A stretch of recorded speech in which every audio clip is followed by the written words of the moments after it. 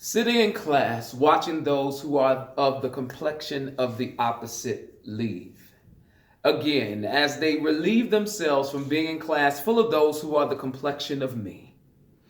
It wasn't hard to see that the inequality symbols of less than and greater than that I was learning in math not only apply to numbers, they apply to colors.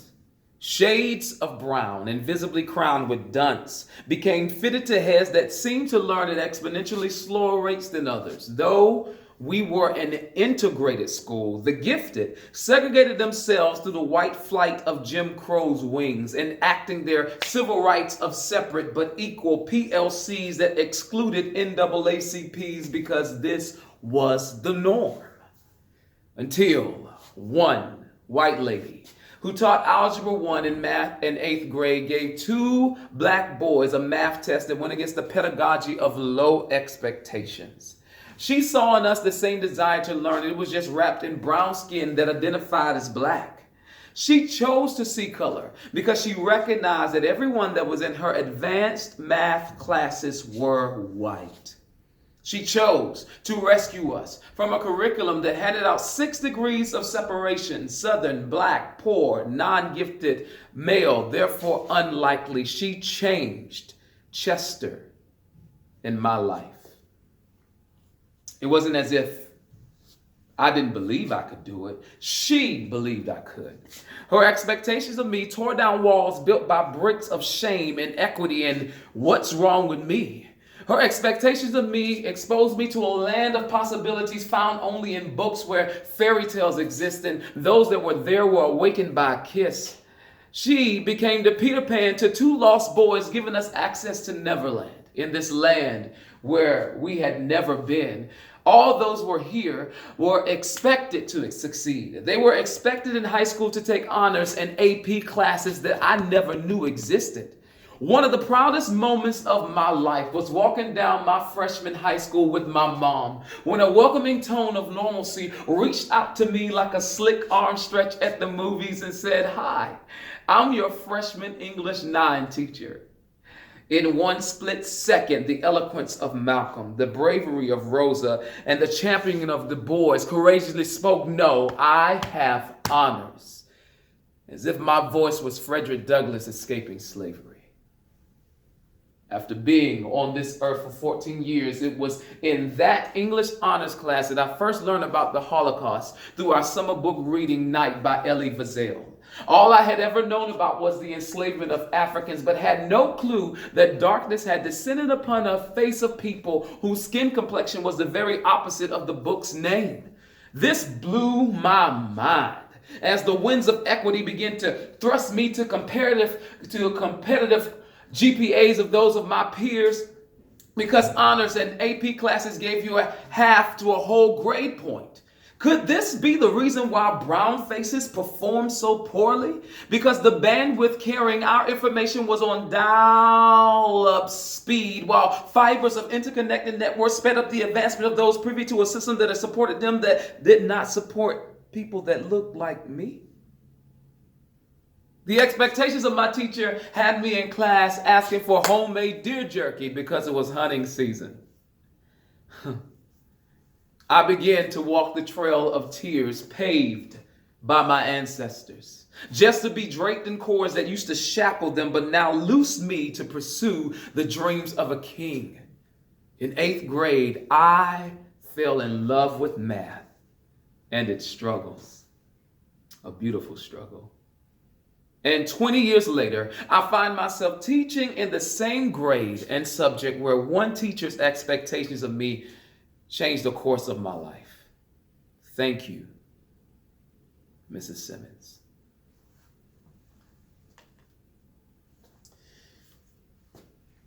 If you don't know by now, or you didn't get it from my spoken word, today I want to talk about teacher expectations. I grew up in a very small town in eastern North Carolina that was very segregated, even in the 90s. I was a bright young man and I loved learning. My mom had a nickname for me growing up. She called me Mastermind. I loved being right. But as I matriculated into middle school, I noticed that there were some students being pulled out of class, and later found out that these were the gifted students. I sat in class wondering, why wasn't I being pulled out? Because I was performing at the same level that they were. So in eighth grade, Mrs. Simmons gave Chester, my best friend Chester, and I a test to get into Algebra 1. I passed it, Chester and I passed it, and we were let into the class. It was the most struggling times in my life, other than being in grad school currently right now at this moment, because the gifted students took pre-algebra the year before while I was in standard seventh grade math class, Mrs. Simmons putting me in that class totally shifted my paradigm in my struggle. And I was in a class with students who were going to take honors and AP classes, and being in that class forever changed my life. So what is expectation? Expectation is a strong belief that something will happen or be the case in the future. In 1964, Robert Rosenthal performed an experiment. He told teachers he was giving their students a special test called the Harvard Test of Inflected Acquisition. He told teachers that the exam could detect kids who were going to grow by incredible means intellectually. The only problem is that Rosenthal lied to the teachers because the test did nothing of the sorts. Based on those results, teachers began to treat the kids differently by giving them more attention, smiling at them more, giving them more time on tests, and touching them frequently. As a result, the students' IQs grew, and the only variable that was introduced was the teacher's expectations. Our current reality. Our district's largest subgroups of race is made up of 7% Asian, 25% Hispanic, and 28% white, and 38% black. While its teachers are 25% black, 3% Hispanic, and 70% white, with the majority of teachers across America being white females. In another study, Gershawn Holt and Papa George's findings state that there is direct evidence that demographic mismatch influences how a teacher forms expectations over a student's long-run investments. They also state, while a teacher's perceptions reflect their current views of abilities or traits, their expectations are prone to become self-fulfilling prophecies if, for example, based on inaccurate forecasts, a teacher shifts scarce resources such as time and effort to another student. The reality is that most of our multiculturalism that we experience on a daily basis is at our schools. It isn't in our neighborhoods. It isn't at our places of worship normally, because as the saying goes, birds of a feather flock together. So your black reality and your white reality and your Hispanic and Asian reality is not the reality of someone of a different race usually. So it's not surprising that sometimes we do not expect much for certain subgroups, because that's all we know about them. But do you really know them? Mrs. Simmons gave me a chance. And all I'm asking is that you do the same for your students. When I left Pittsburgh to come to Charlotte, I looked up where I wanted to go. I wanted to go to a diverse school, and when I saw the demographics of Piedmont, I was like, this is an A+ school with 60% of the students black. I had to come to see what made this place so different. And what I've seen is that what makes this place different is that when you come here, you are expected to be one of the best. While here at Piedmont, I started a club with the highest achieving black boys in 6th grade called Aftermath, which is a play on words because I realized that the highest level of math in our school, we had little representation amongst black males, and some years no representation. When I got there in 7th grade, when I got their 7th grade EOG scores, I was disappointed to see that all of them had fallen except 3. When I went around the room and I asked them, they all reverberated the same thing. In fifth grade, I wanted to get into Piedmont. So I worked really hard. And once I got here, I was like, I'm here now, so I can just chill. I looked at them and reminded them that they now have a new expectation from me and for themselves, and that this is to be in Math 1, in a Math 1 class in 8th grade, or the highest level of math in 8th grade, which was a Math 1/2 class. What they taught me was simple. If I don't put expectations on them, they will fall through the cracks again.